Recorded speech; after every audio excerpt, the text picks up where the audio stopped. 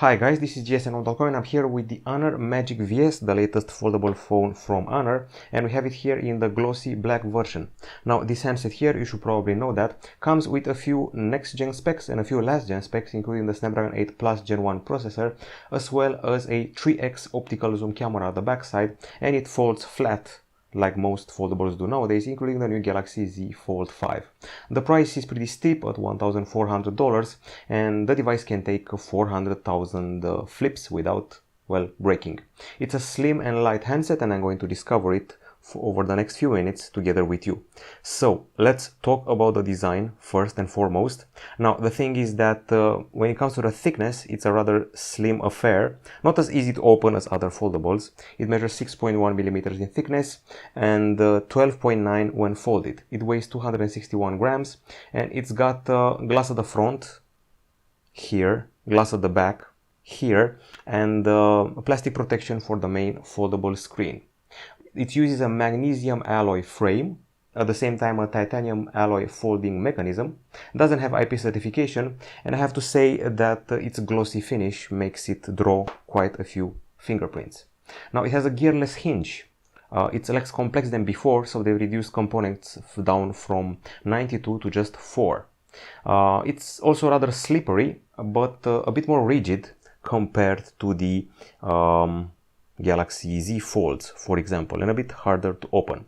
400,000 folds means 11 years of 100 folds per day, which is pretty impressive. There's also a weird placement of the buttons. We got the power button here and the volume button over here. Another weird thing is the protruding camera. You can see the device doing something like this on a flat surface. So yeah, there you have it. Now let's talk about the screens. So first I'm going to start with the external one. Why? Because it's much bigger than usual. So while the Galaxy Z Fold 4 proposes a 6.2 incher, this is a 6.45 incher on OLED with Full HD Plus resolution, as well as 120 Hz refresh rate, which is actually higher than the refresh rate of the inner screen, which I don't get. This one only has a 90 Hz refresh rate, and it's a 7.9 inch panel, foldable OLED, 2272 over 1984 pixels.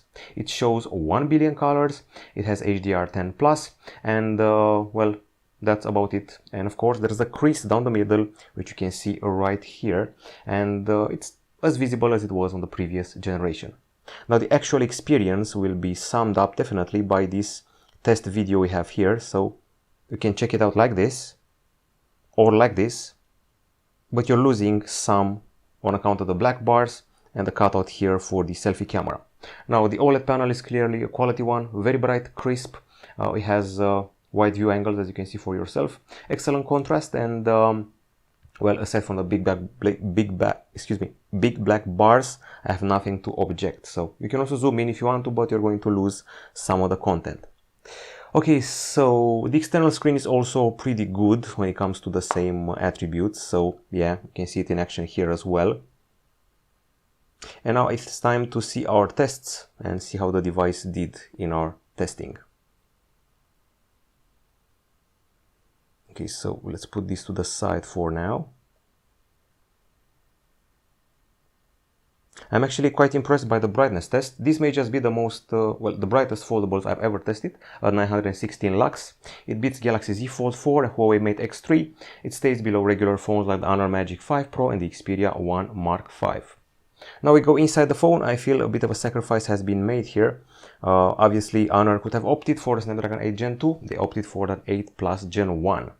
At least we have plenty of storage, 512 GB, and plenty of RAM, 12 gigs. I didn't notice any lag. The games ran pretty fine on the external screen and the internal screen, and there's no overheating. So yeah, we can definitely talk about the benchmarks now. So if you go here, benchmarks, in Antutu 9, here we are, just above the Pixel 7 Pro, and we're also surpassing the likes of the Huawei Mate XS2. We're below the Mate X3 and the Galaxy Z Fold 4.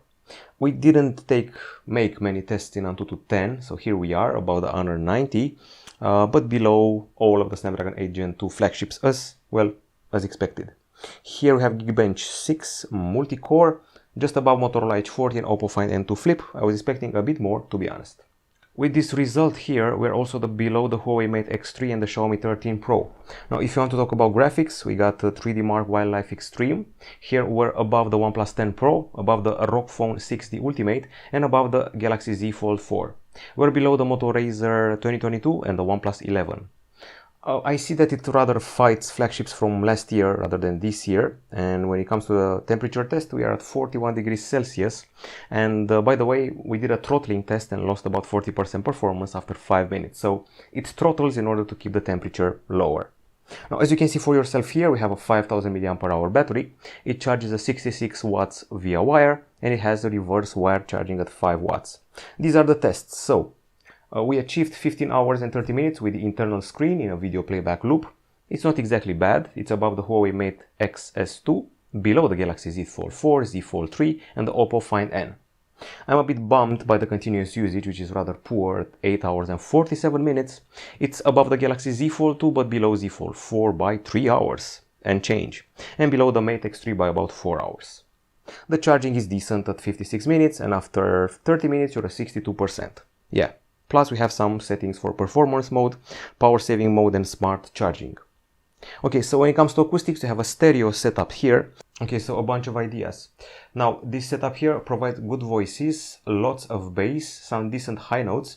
There's a pretty well-balanced experience. No speaker is exaggeratedly stronger than the other. You're not going to cover them like this, and you're not going to cover them like this. On paper, you are going to cover them, but the sound will still pull through.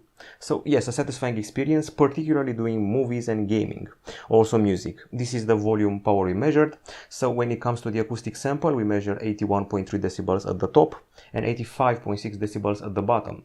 With this value here, we surpass the Galaxy Z Fold 4 and Huawei Mate X3, but we're below the Xiaomi 13 Pro and the Huawei Nova 11 Pro. The gaming isn't as impressive at 94.7 decibels. It's just so-so. It does beat the Galaxy Z Fold 4, but it stays below the Z Fold 3 and the Oppo Find N. Now on the camera front, we have a lot to unpack. So first of all, we have the inner selfie camera, 16 megapixel shooter fixed focus. Then the outer camera, also 16 megapixel, cut in the external screen. Now things get interesting. We have a triple camera setup here, which feels like a combo of the Honor 70 and maybe a flagship. So 54 megapixel Sony IMX800 sensor, no optical image stabilization for some reason, 50 megapixel ultra wide, and a telephoto 8 megapixel 3x optical zoom camera with finally optical image stabilization. The camera options are very much the same as you'd get on a superior Honor phone or Honor Magic phone. So yeah, I think it's time to jump straight to the gallery. I won't insist too much on it. Not a huge fan of taking lots of photos with foldables, but this one I think you may enjoy. So, just as a spoiler for the starters, I have to say that the capture feels somewhere between the Honor 70 and Honor 90, or between the Honor Magic 4 Pro and the 5 Pro. I'm particularly impressed by the zoom. Wasn't expecting that much from the 3x zoom. My own iPhone 13 Pro has 3x zoom, and this one feels a bit superior.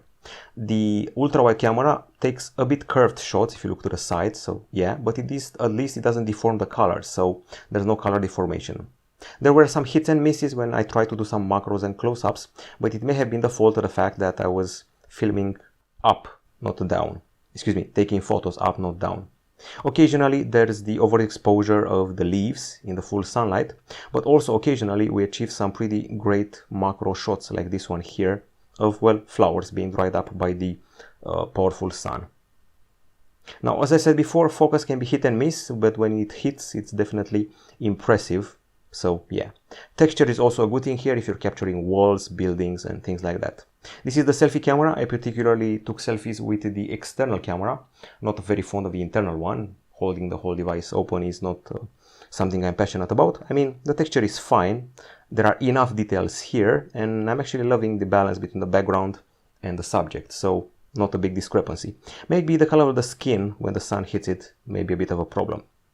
Once again, I'm a pretty big fan of the texture here, the texture of the buildings, and the texture of the fur of the cats, which is pretty important. So if you're going for texture in your photos when you're traveling this summer, this could be a pretty relevant handset.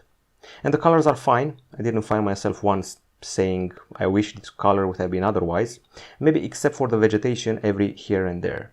This blue is particularly well represented in both ultra-wide and regular shot, while other colors, pretty satisfying when taking a stroll down Victory Road in Bucharest. Particularly the blues look nice here. And check out these colors. Also some very nice reds at this Chinese restaurant. And beautiful scenery here. Once again, as a touristic phone, it's definitely worth it. The clarity and the details are all there. And this is a beautiful rooftop, which you definitely have to see. Of course, food photos are very satisfying, so satisfying that it can even fight the landmark, the Galaxy S, which is a landmark for food photos. Excellent reds here, just as I perceive them with my own two eyes. So when it comes to colors, it's definitely doing its thing. This has been a presentation of the daytime photos. Now we do the nighttime photos like this. Okay, so the ultra-wide is definitely weak, but I love the fact that we're getting a night mode for the regular camera and the ultra-wide camera. I suggest you stick to night mode because it does a very fine job. And the most relevant example I can find here is probably this one here.